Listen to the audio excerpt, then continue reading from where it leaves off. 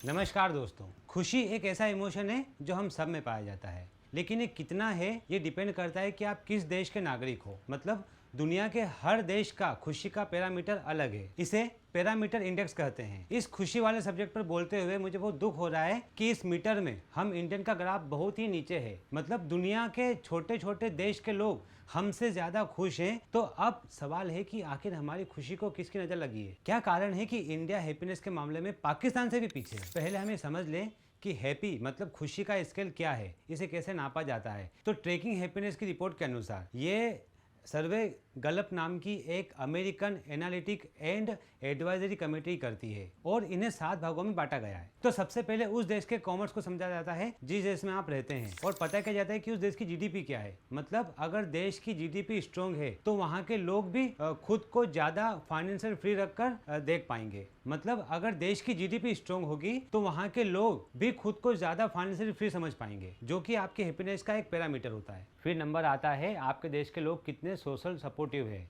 मतलब मुसीबत में एक दूसरे के कितने काम आते हैं। सबसे पहले लोगों से पूछा जाता है कि आप मुसीबत में थे तो क्या आपके किसी रिश्तेदार या दोस्त ने आपकी मदद की थी जब आपको उनकी सबसे ज्यादा जरूरत थी। आपको इसे 0 से 10 के पैमाने पर रेट करना होगा, जहां 0 ये दर्शाता है कि आप अपने परिवार और दोस्तों पर उनकी मदद के लिए भरोसा नहीं करते हैं, और 10 का मतलब होगा कि आप उन पर 100% तक भरोसा करते हैं।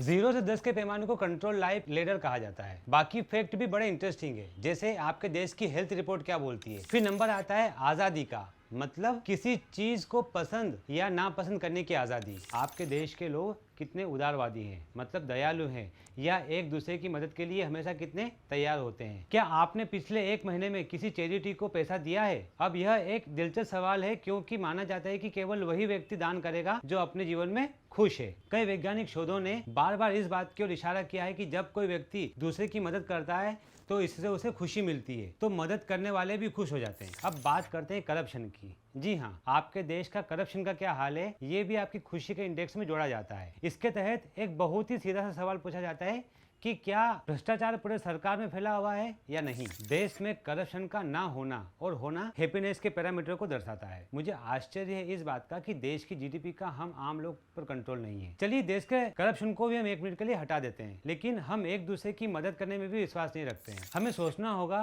कि क्या ऐसा पॉसिबल था कि हम किसी की हेल्प कर सकते थे, लेकिन फिर भी हमने अपने दोस्त या रिश्तेदार की मदद नहीं की। क्यों? फिर हम कैसे खुद को एक अच्छे देश का अच्छा नागरिक बोल सकते हैं? अब अगर हम ये बहाना बनाते हैं कि किसी की मदद करने के लिए पैसा होना भी तो चाहिए, तो अमेरिका दुनिया का सबसे अमीर देश होकर भी इस लिस्ट में पहले नंबर पर नहीं आता है, जबकि फिनलैंड की इकोनॉमी अमेरिका के आगे कुछ भी नहीं है, फिर भी वो दुनिया के सबसे खुशहाल देशों में सबसे ऊपर आती है। अब फिनलैंड अगर सबसे ऊपर है और अमेरिका नंबर 16 पे है, तो भारत इस लिस्ट में 136वें नंबर पर है, जबकि पाकिस्तान की इकोनॉमी हमारे सामने कुछ भी नहीं है, फिर भी वो इस लिस्ट में हमसे कहीं ऊपर है। अब एक सच्चा और अच्छा इंडियन होने के नाते मैं तो यही कहूंगा कि इस सर्वे से यही प्रूफ होता है कि पैसों से खुशियां नहीं खरीदी जा सकती, और दूसरी बात कि हमें पाकिस्तान जैसे देश से भी कुछ सीखने की जरूरत है। अब देखिए, अच्छी बात कहीं से भी मिले ले लेनी चाहिए। किसी ने कहा है ना कि जात न पूछो साधु की, पूछ लीजिए ज्ञान। तो हमें भी इस ज्ञान को लेने की आवश्यकता है कि हम जरूरत पड़ने पर एक दूसरे के काम आए। सरकार के भरोसे नहीं बैठे रहें, क्या पता वो हमारे भरोसे बैठी हो। वो अपना काम करे ना करे, लेकिन हमें ईमानदारी से दिल खोलकर एक दूसरे की हेल्प करना चाहिए। और साल 2023 में इस 136वें आंकड़े को